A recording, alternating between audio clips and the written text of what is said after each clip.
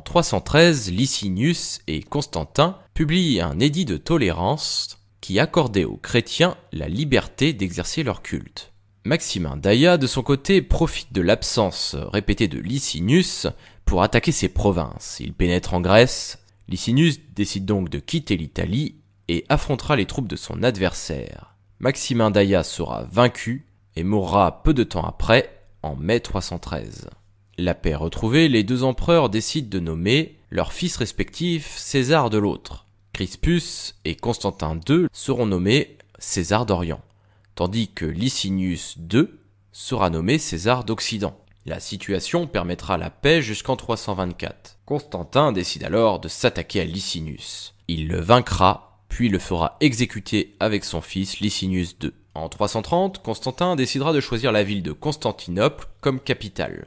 Le règne de Constantin sera marqué par de nombreux changements. En 325, il fera tenir un concile à Nicée, afin de mettre un terme aux oppositions entre chrétiens quant à la nature du Christ. Certains évêques, comme Aerius, considéraient que Jésus, de par sa nature humaine, ne pouvait pas être placé sur le même pied d'égalité que Dieu. Constantin, qui souhaitait s'appuyer sur une église unie pour consolider son pouvoir, décida de forcer la main des évêques, et finalement, Aerius et ses partisans se retrouvèrent en minorité, tandis que les catholiques furent considérés comme les vrais défenseurs de la chrétienté. Aerius sera excommunié mais formera la mouvance de l'arianisme. Durant son règne, Constantin favorisera fortement les chrétiens. Il promulguera un certain nombre de lois voulues par ces derniers, notamment contre la prostitution, et pour améliorer le statut des femmes. Il mettra également en place une nouvelle monnaie en or. Constantin mourra finalement en 337, mais il se fera baptiser juste avant de rendre son dernier soupir.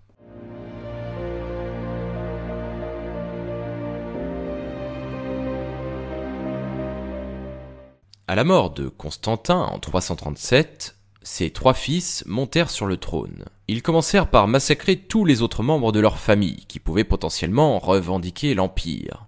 Ils se réunirent ensuite en 338 afin de se partager les possessions de leur père. Constantin II aura l'Occident, Constant Ier le centre et Constance II l'Orient. Un an à peine après le partage, Constantin II voulut agrandir ses territoires. Il décide alors d'attaquer Constant. Il envahit l'Italie en 340 et parvient à s'emparer de la vallée du Pô. Cependant, il tombera dans une embuscade et sera tué. Constant s'empresse immédiatement de s'emparer des territoires de son frère. Il régnera sans trop de problèmes jusqu'en 349. Maniance, un général romain d'origine germanique, décide alors de se proclamer empereur. Constant sera assassiné l'année suivante. Constance II décide alors d'éliminer Maniance et réussit à le vaincre en 351. L'usurpateur se suicidera 2 ans plus tard. Seul empereur, Constance II devait désormais s'employer à éliminer les derniers usurpateurs qui avaient profité du chaos ambiant pour s'affirmer. En 360, le cousin de l'empereur, Julien, fut proclamé Auguste par ses soldats. Constance II prépare alors ses troupes, mais il n'aura pas le temps de le mater puisqu'il meurt d'une fièvre l'année suivante.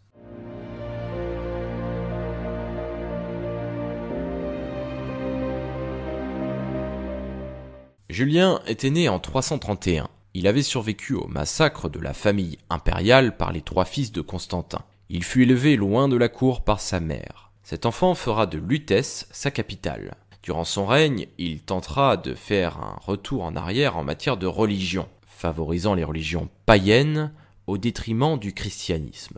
En 363, il mènera une campagne en Perse, mais sera tué au combat. L'un de ses officiers, Jovien, s'empare alors du pouvoir et poursuit les combats en Perse. Et il devra concéder de nombreux territoires aux Sassanides.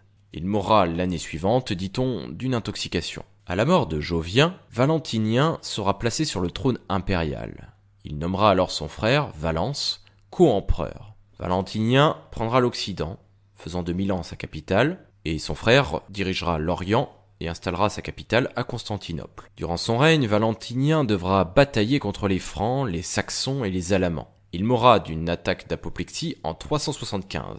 Ses 2 fils, Gratien et Valentinien II, lui succèdent. Valence, de son côté, devait faire face aux Perses. En 376, il autorise également les Visigoths à s'installer en Mésie et signe un traité de Phédus avec eux. Mais accablés d'impôts, les Germains décident de se révolter dès l'année 378. Valence décide donc de les éliminer, mais les Wisigoths remportent la victoire et tuent l'empereur. N'ayant pas de successeur désigné, Gratien décide d'offrir l'empire d'Orient à Théodose, puis ensemble, ils entreprennent de vaincre l'armée barbare. En 380, un statu quo sera trouvé, les Wisigoths doivent cesser leur pillage, en échange de quoi ils peuvent rester en Mésie. En 383, Maxime se proclame empereur en Bretagne.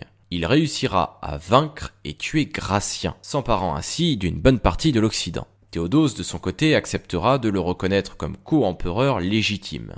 Il n'avait pas les moyens à l'époque de mener une campagne contre lui. Maxime pouvait donc continuer ses conquêtes en envahissant l'Italie. Valentinien II est alors chassé et part se réfugier à la cour de l'empereur d'Orient. Il y plaide évidemment sa cause, et Théodose acceptera de l'aider. En 388, il réussira à éliminer Maxime et Valentinien II sera restauré dans ses fonctions.